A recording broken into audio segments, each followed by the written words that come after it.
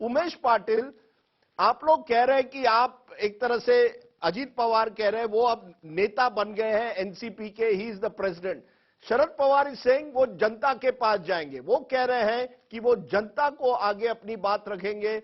और अजीत पवार ने जिस तरह से अपने स्पीच में बात की कि वो पीछे नहीं हटेंगे।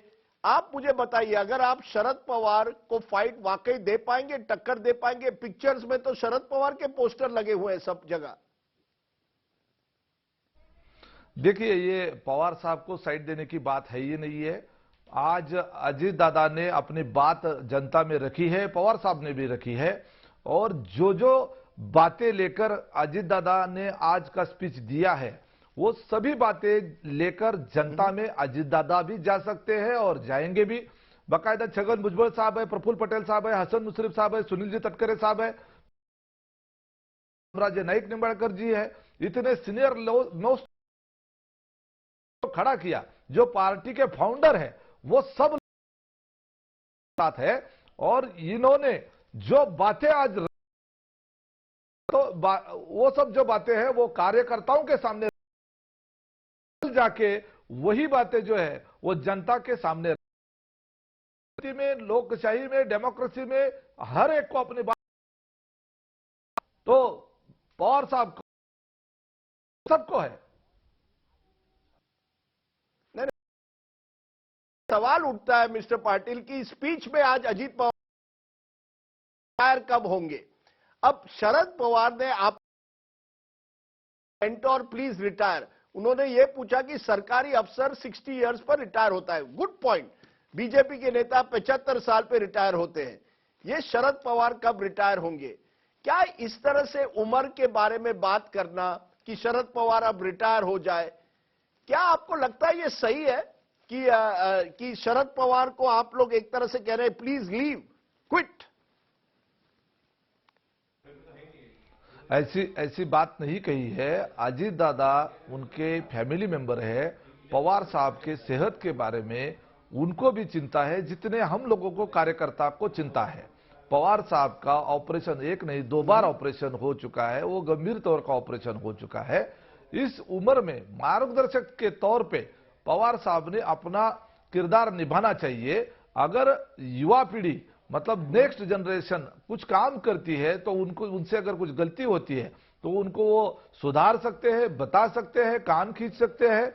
ये रोल हर फैमिली में, अगर हम राष्ट्रवादी पार्टी हमारी फैमिली है तो फैमिली के मुखिया जो है, जब उनका एक दौर होता है, आज उनकी एज के हिसाब से, उनकी उम्र के हिसाब से, इस उनकी तबीयत को देखते हुए अब जो है पवार साहब ने आराम करना चाहिए, ज्यादा भागदौड़ नहीं करनी चाहिए, ऐसा अजीत दादा का कहना है। और ये किसी भी अपने पिता के प्रति प्रेम रखने वाले को ये कहने का हक है। वही अजीत दादा ने कहा है। इसका मतलब जो आप निकाल रहे हैं वो ऐसा नहीं है। Faizan Mirza, the fact is that Sharad Pawar will turn 83 in December. The fact is he's a remarkable cancer survivor. He's been in politics for more than 5 decades. Has the time come for him to retire, or was this about Sharad Pawar trying to ensure that his legacy is passed on to his daughter Supriya, as a result of which the nephew got angry? The nephew believes, I am more capable than Supriya Sule, I should have been made the leader. This is about family succession, and therefore Sharad Pawar, according to Ajit Pawar, should have retired gracefully and given him charge. Exactly not, Rajdeep. मैं अभी थोड़े दिन पहले ही मैंने आप ही के साथ में शरद पवार साहब की 2019 की एक मुलाकात देखी है, जिसके अंदर आपने शरद पवार साहब से क्वेश्चन किया था कि उम्र के बारे में। तो पवार साहब ने आपको ये कहा था कि मेरी जो काम करने की क्षमता है आज भी वो 35-40 के आसपास है। Age is just the number. तो उनकी उम्र पर ना जाए, उनके जज्बे पर जाए। और रहा सवाल ये लीगेसी पास करने का, और ये तो पवार साहब ने ऐसा कुछ भी नहीं सोचा था। उन्होंने जिस वक्त रिटायरमेंट की घोषणा की थी कि वो पार्टी का काम भी बाहर से देखेंगे, तो बाद में उन्होंने कार्यकर्ताओं के आग्रह को देखते हुए अपने फैसले को चेंज किया और 2 कार्याध्यक्ष ने में तो पार्टी की थोड़ी जिम्मेदारी निभाए। इसका ये मतलब नहीं है कि उन्होंने अजीत दादा को कहीं पर भी साइडलाइन करने की वो की है। तो ये जो भी बातें हैं ये सब गलत मतलब निकाला जा रहा है इन बातों का। आगे आने वाले वक्त में इसका भी क्लैरिफिकेशन मिलेगा। Sanju Verma, we are listening to this NCP fight, and I think I see you smiling all the time. It seems that the BJP is enjoying what's happening.